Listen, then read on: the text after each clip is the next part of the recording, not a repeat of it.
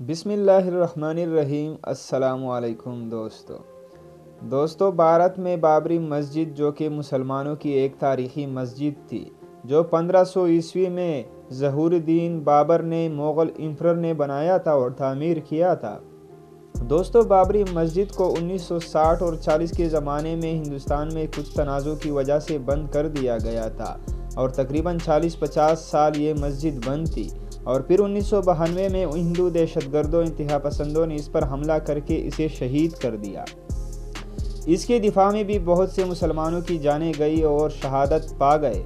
دوستو، اس کی وجہ سے ہندوستان میں تنازعات اور احتجاجوں اور حملوں میں تقریباً 3000 افراد ہلاک ہوئے، جس میں اکثریت مسلمانوں کی تھی۔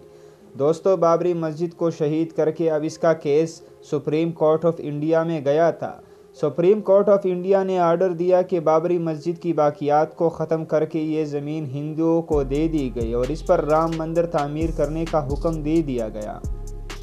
دوستو، ہندو انتہا پسندوں کا کہنا ہے کہ بابری مسجد رام مندر رام کی جنم بودی یعنی جائے پیدائش کی جگہ پر بنایا گیا ہے۔ رام ہندوؤں کا ایک خدا ہے۔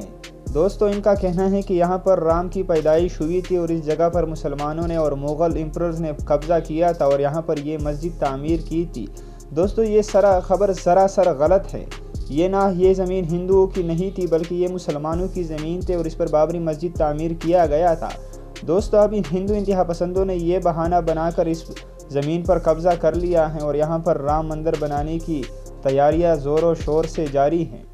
دوستو، یہاں پر کام کرنے والوں مزدوروں کو بابری مسجد کی حدود کے اندر کچھ ایسی مخلوق دکھائی دی تھی جس کی وجہ سے وہ وہاں سے بھاگ نکلے اور کوئی بھی مزدور بابری مسجد کی حدود میں اندر جانے کے لیے تیار نہیں ہے۔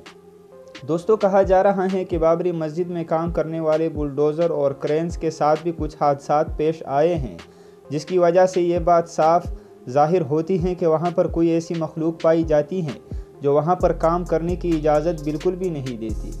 دوستو، اس کے لیے ہندو پنڈتوں کو بھی بلایا گیا تھا اور ان ہندو پنڈتوں میں بھی چند پنڈتوں نے اسلام قبول کر لیا ہے۔ انہوں نے مان لیا ہے کہ اسلام ایک سچا مذہب ہے۔ انہوں نے بھی وہاں پر کچھ ایسی مخلوق دیکھ لی جو انسان تو نہیں تھے۔ دوستو، نریندر مودی کو جب وہاں کا وزٹ کرایا گیا اسے بالکل بھی یقین نہیں آ رہا تھا۔